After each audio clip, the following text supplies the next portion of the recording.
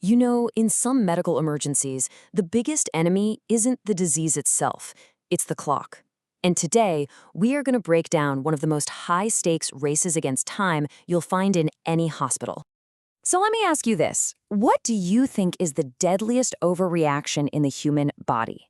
Now, your mind probably jumps straight to something like a severe allergic reaction, right? But what if I told you there's something way more common and way more lethal? A complete internal meltdown. That's right, it's not an allergy, it's sepsis. And that's what we're diving into today, a full-blown medical emergency where the body literally turns on itself with absolutely catastrophic results. Okay, so here is the single most important thing to get straight. Sepsis isn't the infection itself. It's the body's completely haywire, out-of-control response to the infection. Think of it like a chain reaction that just spirals, and if you don't stop it, it leads straight to organ failure and worse. So that brings us to the first massive challenge, right? How do you even spot this silent killer? To catch it right at the bedside before it's too late? The tools doctors and nurses use? Well, they've had to get a lot smarter. For a long time, the go-to was something called the SIRS criteria. But, it had some big problems. It was way too broad, not very specific, and worse, you needed lab results to use it. And that meant delays, dangerous delays. So, to fix this, the medical world came up with something much faster and much sharper for that frontline assessment, the qSOFA criteria. And qSOFA, that stands for qSOFA, it has a really specific, really important job. It's not actually there to give a final diagnosis of sepsis. No, it's designed to do something even more crucial, to quickly flag which patients, the ones you already suspect have an infection, are at the absolute highest risk of dying. It's a triage tool, pure and simple. So, what are these life-saving clues? It's incredible, really. There are only 3 of them, and you can check them all in seconds. No fancy equipment needed. First, is the patient confused? Just not themselves? That's altered mental status. Second, is their blood pressure low? We're talking a systolic of 100 or less. And third, are they breathing really fast, like 22 breaths a minute or more? And here is the magic number. If a patient you think has an infection checks 2 or more of those boxes, bam, that's when all the alarm bells go off.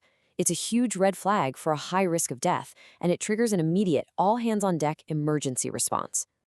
All right, so once that alarm is pulled, the clock starts ticking. We are now in what's known as the golden hour. There's a very specific playbook of critical actions that have to happen, and they have to happen right now. Just 1 hour. That's the window of opportunity. With every single minute that ticks by, the patient's risk of dying goes up. You can just imagine the pressure on that medical team. Everything they do now is guided by a protocol built for one thing: maximum impact in the shortest possible time. And this right here is that protocol. It's called the 1-hour sepsis bundle. Honestly, the best way to think about it is like a perfectly coordinated fire drill for the human body. Okay, step 1, measure their lactate level. That's a key sign of stress on the body's tissues. Step 2, get blood cultures so you can figure out what bug you're fighting. But, and this is so important, you do not wait for those results, which leads to step 3. You immediately hit them with powerful, broad-spectrum antibiotics. While that's happening, you're also doing number 4, starting rapid IV fluids to get their blood pressure back up. And finally, you're ready with number 5, vasopressors, just in case the fluids aren't cutting it.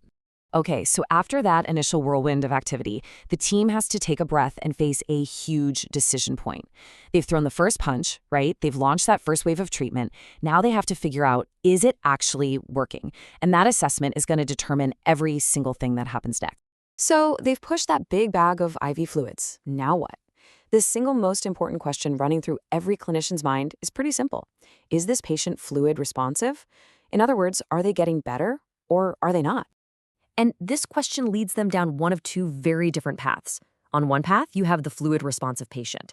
This is great news. Their blood pressure starts to climb, their lactate levels start to drop, they start making more urine, they're improving.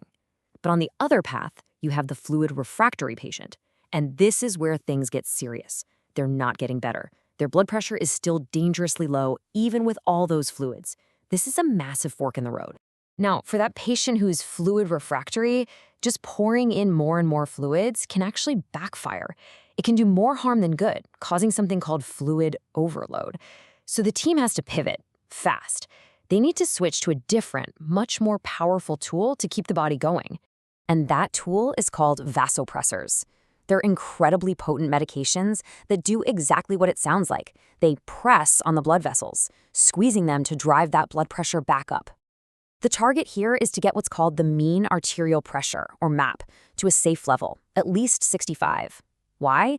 Because that's the pressure you need to make sure the brain, the heart, and the kidneys are getting the oxygen-rich blood they desperately need to stay alive. Whew!